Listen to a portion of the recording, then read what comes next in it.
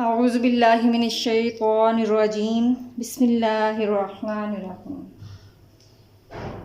Viewers, आज हम सूरतुल अनफाल रुकू नंबर 10 से कसीरुल इंतखाबी सवालात, जिसको आम फहम में MCQs भी बोलते हैं, हल करेंगे।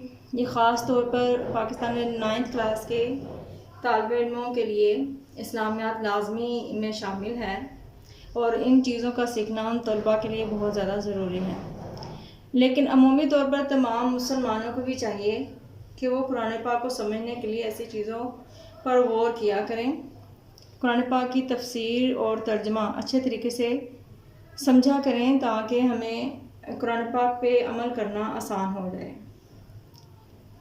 शुरू करने से पहले मैं ये ज़रूर कहूँगी कि अगर अभी तक आपने इस चैनल को सब्सक्राइब नहीं किया तो चैनल को सब्सक्राइब कर लें और अपने दोस्तों के साथ ज़्यादा से ज़्यादा शेयर करें। अगर आपको मेरी ये कोशिश अच्छी लगे तो वीडियो को लाइक ज़रूर कीजिएगा। अपनी कीमती आरा से भी हमें आगाह करें ताकि हम अपने इस मुक़द्दस काम में बेहतरी ला सकें।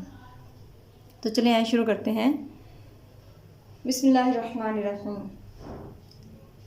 सबसे पहले तो मैं जैसा कि पहले बताती होती हूँ कि लफ्ज़ी और बामुहावरा तर्जमा अच्छे तरीके से लदा याद किया करें, ताकि सवाल कहीं से भी आ जाए तो आपको उसका जवाब मालूम हो। जैसे कि आपको स्क्रीन पे नज़र आ रहा होगा, सबसे पहला सवाल है आ वाऊ का मायनी है, यानी ये लफ्ज़ है जो उस रुकू में से कहीं से भी लिया गया है, तो हमने इसका मायनी इन 4 ऑप्शन में से तलाश करना है और जो सही वाला ऑप्शन होगा उसके बबल को हमने फिल करना होगा। पहला ऑप्शन है इसने जगह दी, इसने पनाह दी। दूसरा है इसने दौलत दी। तीसरा है इसने मदद की। चौथा है इसने जायदाद दी। तो हमने पढ़ा था इसने जगह दी या उसने पनाह दी, तो जो सही वाला ऑप्शन होगा हमने उसके बबल को अच्छी तरीके से फिल कर लेना है। दूसरा सवाल है आपके सामने, इस तनसरू का मायनी है तुमने मदद चाही, हमने मदद चाही, उन्होंने मदद चाही, सब ने मदद चाही। तो हमने इसका मायने पढ़ा था उन्होंने मदद चाही। उलुल अरहामी से मुराद है खून के रिश्तेदार, दौर के रिश्तेदार, ताल्लुकदार या कर्जदार। तो खून के रिश्तेदार इसका सही ऑप्शन है, जिसके बबल को हम फिल कर लेंगे। इसके साथ साथ मैं ये भी बताती चलूँ कि स्कूल में या पेपर में क्या होता है, ऑप्शन में ABC और D कभी लिखा हुआ आ जाता है और कभी अलिफ बे जीम और दाल आ जाता है।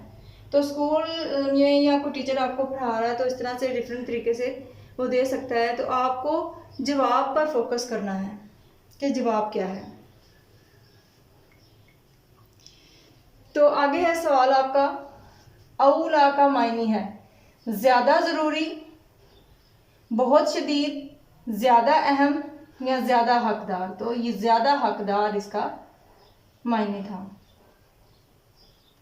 इसी तरह से फसादुन कबीरुन का मायनी है जालिम हुक्मरान, बड़ा फसाद, फसाद करने वाला या दहशत फैलाने वाला।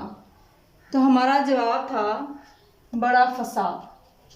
तो हमने इस ऑप्शन को के बबल को फिल कर लेना है।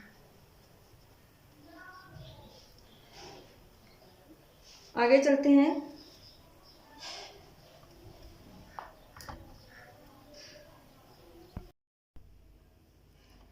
जिस तरह से लफ्ज़ी तर्जमे में से सवाल बनकर आ जाते हैं, इसी तरह से बामुहावरा तर्जमे में से भी सवाल बनकर आ जाते हैं। जैसे कि हैं काफिर एक दूसरे के हैं, तो हमने पढ़ा था कि काफिर एक दूसरे के रफ़ीक यानी साथी या दोस्त हैं। रिश्तेदार, दुश्मन, रफ़ीक, साथी, दोस्त या फिर हमारी। तो हमने क्या पढ़ा था, रफ़ीक, साथी या दोस्त। तो हम इस बबल को फिल कर लेंगे। इसी तरह से मुहाजिरीन और अंसार एक दूसरे के हैं, हरीफ, राजदां, रिश्तेदार या रफ़ीक और दोस्त। तो मुहाजिरीन और अंसार के बारे में भी यही कहा गया कि दोनों एक दूसरे के रफ़ीक हैं। अगर वो तुमसे दीन के मामलात में मदद तलब करें तो तुमको मदद करनी जायज़ नहीं, चाहिए, ज़रूरी नहीं या लाजिम है। तो हमने तर्जुमे में पढ़ा कि मदद करना लाजिम है।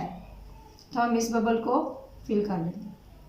जो लोग बाद में ईमान लाए और वतन से हिजरत कर गए वो भी मुहाजिर हैं, तुम ही में से हैं, बख्शे गए हैं या ईमान वाले हैं। तो हमने सूरह अनफाल के तर्जुमे में पढ़ा तुम ही में से हैं, यानी अब वो भी तुम्हारे साथ हैं। जिन लोगों ने ईमान लाने के बाद हिजरत नहीं की, इनके बारे में क्या कहा गया है? रफाकत ना रखें इनसे, हरगिज़ ना मिले इनसे, इनकी ज़रूरत नहीं या ताल्लुक़ ज़रूर रखें। तो इनके बारे में कहा गया कि इनकी रफाकत से तुम्हें कोई सरोकार नहीं, रफाकत ना रखें। यानी वैसे तो वो हमारे मुसलमान भाई ही हैं, अगर वो मुश्किल वक्त में या दीन के मामले में मदद तलब करते हैं तो उनकी मदद करना लाजिम है, लेकिन रफाकत के मामले में उनके साथ कोई रफाकत ना रखने का हुक्म है। अल्लाह ताला हमें कुरान पाक को समझने और अमल करने की तौफीक अता फरमाए और हम सब के लिए आसानियाँ पैदा फरमाए। वल्लाहु आलम वमा अलैना इल्लल बलागुल मुबीन।